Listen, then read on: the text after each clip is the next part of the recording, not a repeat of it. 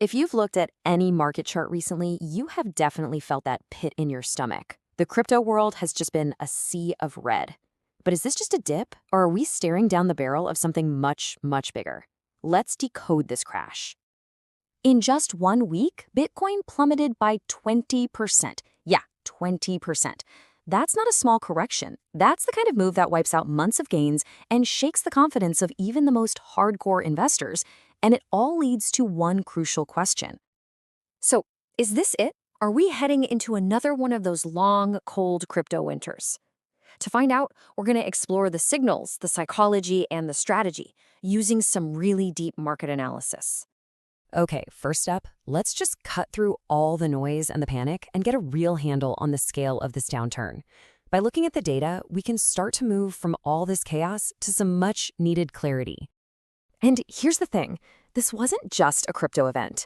I mean, sure, Bitcoin's 20% drop and Ethereum falling below $1,900 is huge. But it happened right alongside a pretty big 2% dip in the S&P 500. That tells us we're seeing a broader risk-off feeling across all markets, not just some isolated problem in the crypto space. So, did this crash really just come out of nowhere? Well, not if you knew where to look. For months, there have been some really clear long-term signals flashing red. Let's take a look at one of the key ones. This indicator is called tether dominance. Think of it like a fear gauge for the crypto market. It tracks how much of the market's money is just sitting on the sidelines in Tether, the stablecoin. When traders are feeling good, they sell their Tether to buy coins like Bitcoin, so this metric goes down. But when they're scared, they sell their coins for Tether, and it goes up. And when you look at this chart, it's just wild. For 7 years, every single time Tether dominance has touched this long-term trend line, it has perfectly marked a major market top. And when was the last time it hit this line? Yep, back in October, right before the peak. For anyone watching this indicator, this was a massive sell signal, a giant flashing red light. You know, beyond all the technical charts, the collective feeling of the market, its psychology, is an incredibly powerful force. And lucky for us, there are tools designed to measure exactly that.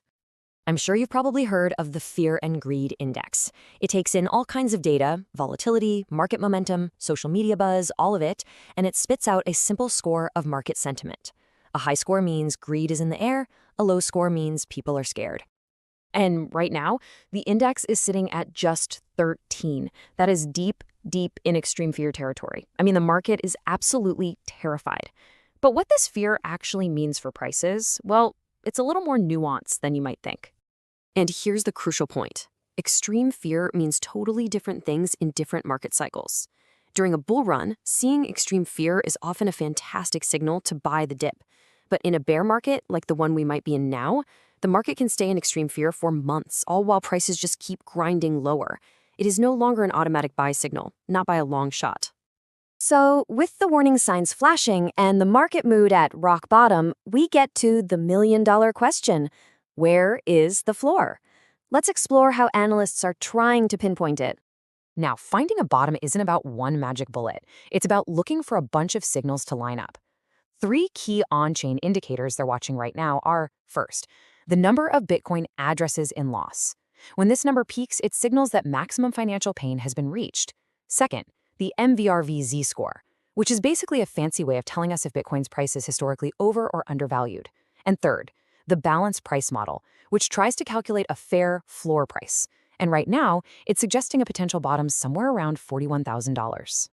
But beyond all these on-chain metrics, a classic technical pattern has formed on the Bitcoin chart. And this is one that points to a very specific and maybe a much lower price target. It's called a head and shoulders pattern, a total textbook topping formation. You have an initial peak, that's the left shoulder, a higher peak, the head, and then a final lower peak, the right shoulder. The really crucial part is the neckline, which is a line you draw connecting the low points between those peaks. Once the price decisively breaks below that neckline, the bearish pattern is confirmed. And the measured target for this massive pattern? Well, it's calculated by taking the height from the top of the head down to the neckline and projecting that same distance downward from the breakout point. That calculation gives us a target of $35,000. That's the level many analysts are now watching as the potential long-term bottom for this whole cycle. So, we have warning signs, a fearful market, and a potential price target on the map. How in the world do you navigate this landscape? Let's look at the two main strategies being discussed right now.